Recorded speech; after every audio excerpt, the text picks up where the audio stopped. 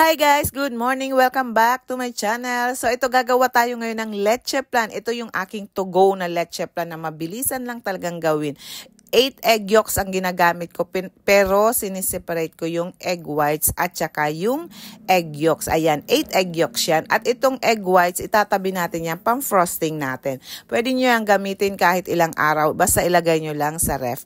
Isang condensed milk ang nilalagay ko at isang evaporated milk lang ang ginagawa. Pinch of salt at saka yan. Ihahalo-halo. Huwag yung mix na magbabubble siya. Then lemon para matanggal yung lansa ng ating magiging leche plan. So ito yung pinaka-easy kong recipe. Yun nga sabi ko sa inyo, to go pag mabilisan lang. So ganyan lang ang ginagawa ko. Pwede nyo itong steam pero this time ang gagawin ko ay sa oven na lang. So ayan. Nilalagyan ko din ng mga 1 tablespoon ng sugar just to taste para alam mo na. So, eto na nga, magagawa na tayo ng caramel sa llanera. Medium size ang llanera. Nilalagyan ko ng mga 2 tablespoon of granulated sugar. At dito ko sa stove, tinutunaw. So, pag ganyan-ganyan lang, isa-isa. Kaya mag-iingat kayo guys ha. Dapat wala kayong mga bata dyan kasi sobrang init ito. Grabe, nakakatakot to pag may maglikot-likot ba. So, ganyan ka-easy. Pero kung maramihan siguro, sa isang saucepan, pagsasabay-sabay nyo na at doon nyo na siya tutunawin at saka nyo na lang ilalagay sa llanera. Pero mabilis itong mag-set. So, maglalagay kayo ng konting tubig pang maramihan na. So, ganyan lang. So, ito na nga. Ayan. So, lalagay ko na sa llanera yung pang leche plan natin. 3/4 cups lang bawat isa. So, nakagawa tayo ng 5 at tatakpan ko nga nitong cling wrap kasi nga, or cling foil kasi ilalagay natin sa oven. So, ayan, ganyan ako gumawa. Sa oven ko na lang siya lulutuin. Mabilis sana sa steamer, kaya lang tinamad na ako. Joke. So, ito na, ilalagay na natin. Kailangan preheated din ng ating oven, 350 Fahrenheit. At naglalagay din ako ng boiling water. So, mga 1 hour yan. Guys, habang inaantay nating maluto yung ating leche plan, let's have merienda.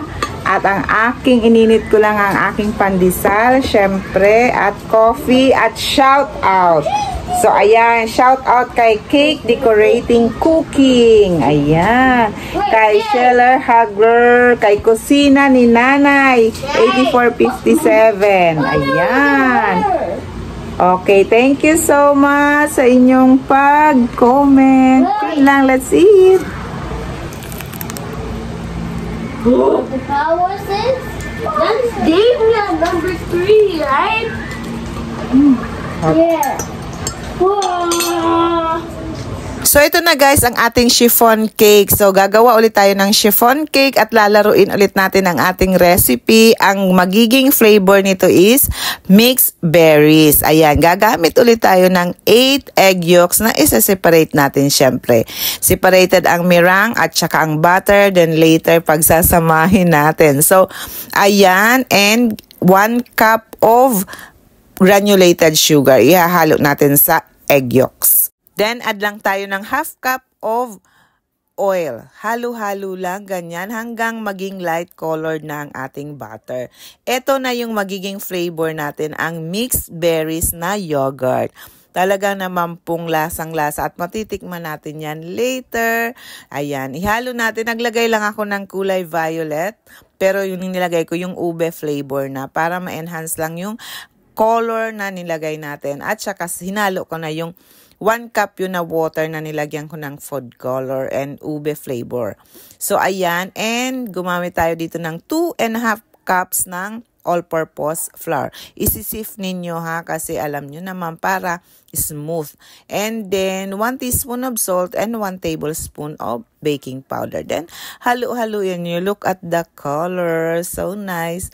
So, tatawagin natin itong mixed berries with dulce de leche cake. So, later natin gagawin yun. So, yan.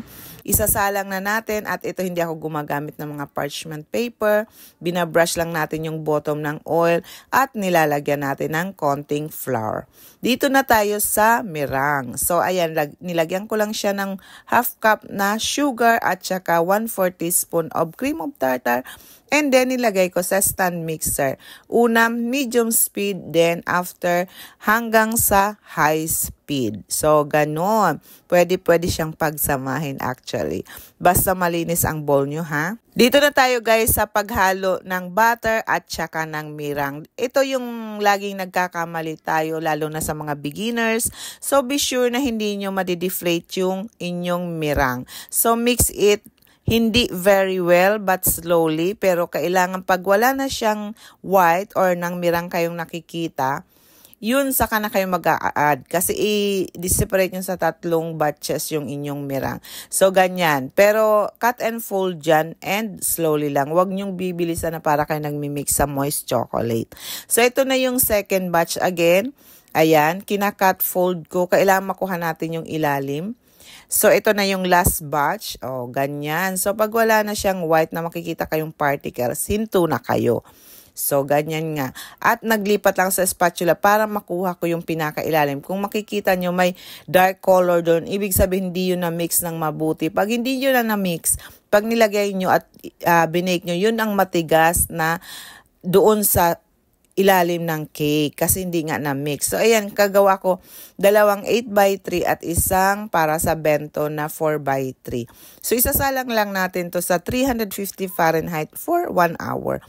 At ayan, inalis ko na ang ating leche flan kasi luto na yan. Isinunod na natin ang chiffon. O, diba? Isang set ito ng ating cake. So, ayan, luto na. Tinignan ko. Makinis na makinis kasi ang resulta pag sa oven. Ito na yung ating chiffon. Luto na. Ayan, guys, kung hindi kayo nakapag-subscribe, please subscribe, click the bell, at don't forget to click the bell para lagi kayong updated. Yun lang. Bye-bye!